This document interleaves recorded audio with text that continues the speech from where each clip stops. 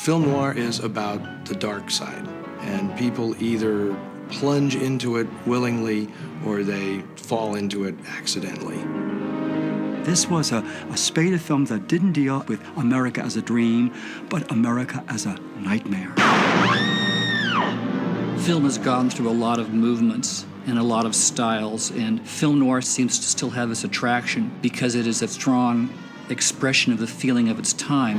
What's the matter, Jones? Ain't you ever seen a gun before? The term was created by the French after the Second World War. They sort of noticed a shift, a sort of seismic shift in American movies where they suddenly became much darker. And they gave the term noir to the spate of films, noir being dark or black. In Hollywood movies, film noir came into being in the hands of certain film directors. Like Billy Wilder, Robert Siodmak, Curtis Bernhardt, who directed this film. They fled Europe with the rise of the Nazis and were now ensconced in Hollywood. They were critics of capitalism and saw great inequities in the American system, and a lot of them were blacklisted within the next 10 years under McCarthy and McCarthyism. The golden age for film noir took place really at the start of the 1940s with the release of The Maltese Falcon. Bogart's Sam Spade is not really a good guy in that movie. He's just a guy that nobody's going to put one over on. And what Warner Brothers did that was very unlike a lot of other studios is that they let women play that part as well. They started making movies where the women could talk as fast, be as tough, back chat, just right up there with the Cagneys and the Edward G. Robinsons and the Bogarts. And Joan Crawford definitely fit that mold. I think Joan's looks were appropriate to film noir because she has that very expressionistic look, and she's larger than life. The big eyes and the eyebrows and those cheekbones and the pale skin with the dark hair, visually, she is very noir. In Possessed, the opening scenes, which are really great because it's jarring for an audience in the 1940s to actually see Joan Crawford on an identifiable city street, is like, wow, she must have really been out there, a movie star on the streets of Los Angeles with no makeup on. Watch your step.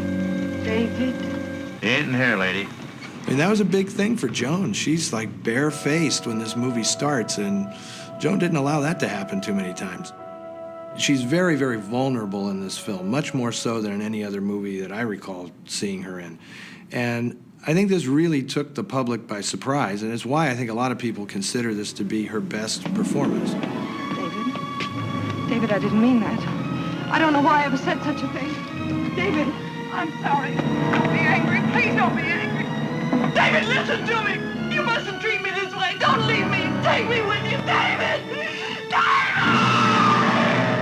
Every film noir movie has certain elements of style or content that help define it as a noir picture. Some will have it in spades, others will have it only lightly. The themes grow out of psychology, and Freudianism is probably the most important influence on it. This is one of the determinants, major determinants of the noir style, the popularization of Freud that went on in American pictures in the 40s and 50s, particularly the post-war period. And so the whole film is put together in terms of the psychiatrist analyzing her, trying to get at the problem. I'm Dr. Willett. We're going to help you. Okay, now let's go back and find out what is your trouble. This is her story, and you're going to see it all from her perspective. A subjective viewpoint is a key part of many noir pictures, and Possessed is an excellent example of this. You're very sympathetic because she seems like this very vulnerable character. As the film progresses, the audience is made to share in the deterioration of Louise's mental state. She is alerted to some sort of vision or sounds coming from who she thinks is the dead wife. You are totally in her position. And of course, that's played to very good effect in the movie. Louise, what is it? There's a famous quote about film noir that most of the stories seem to take place in a sad city of the imagination, where the city is alienating and cold and oppressive, but it's something that comes out of the characters' souls. The city is generally a character in noir. It's the city that doesn't seem to care. The reason that noir loved the city so much is that it presents this sort of impersonal vision. This impersonal vision of the world, this impersonal vision of this woman who can just wander and nobody really cares. And that impersonality of the individual in the city, in the environment, is part of what noir is, a sort of alienation from the city and alienation from your environment, which is very much the case of the Joan Crawford character in Possessed.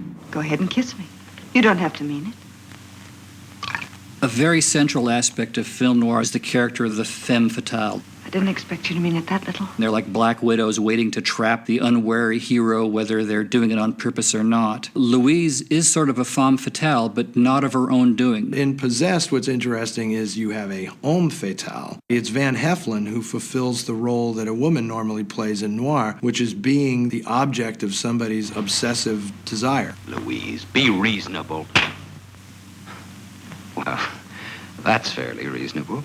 It's just an interesting gender switch in this movie that Van Heflin plays this part exactly like a femme fatale is normally played. Another aspect of film noir that always comes through is violence. Crime is something that's rooted in the psychology. Everybody has the potential to be a criminal. It takes a normal person and puts them in an extraordinary circumstance. Let me go. I'm going to tell him. This is a world that you can't trust and that ultimately can turn on you at any given moment. There are so many crimes in Possessed. Some of the crimes are imagined. Some of the crimes are wished for. Possessed has one very shocking murder in it, You're not going to marry her. You're not good enough for her. where the hero is trying to disarm her. As far as killing me, well, I don't think you're that good a shot. It all just builds and builds and builds until she can no longer help herself and she has to commit this actual murder.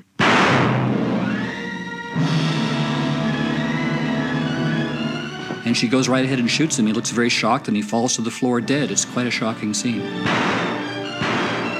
When you talk about film noir, there are two things that you're discussing. There's the content of film noir and those plot elements that make it a noir. And then there's the look of film noir. Film noirs don't have to have this extreme lighting, but the classic ones and the classic forms do. It has to express not just what's happening in a scene, but it has to express the psychological depth or problems of the characters in the scene itself.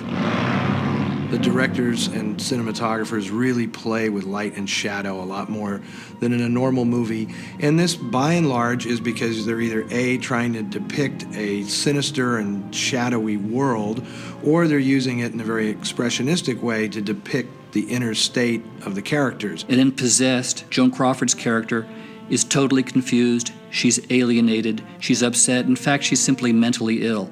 And the camera at all times is expressing this. She's in this dark corner, but she's bisected by these bright pools of light, which express the fact that she's unbalanced, express the fact that she can't pull herself together as a character.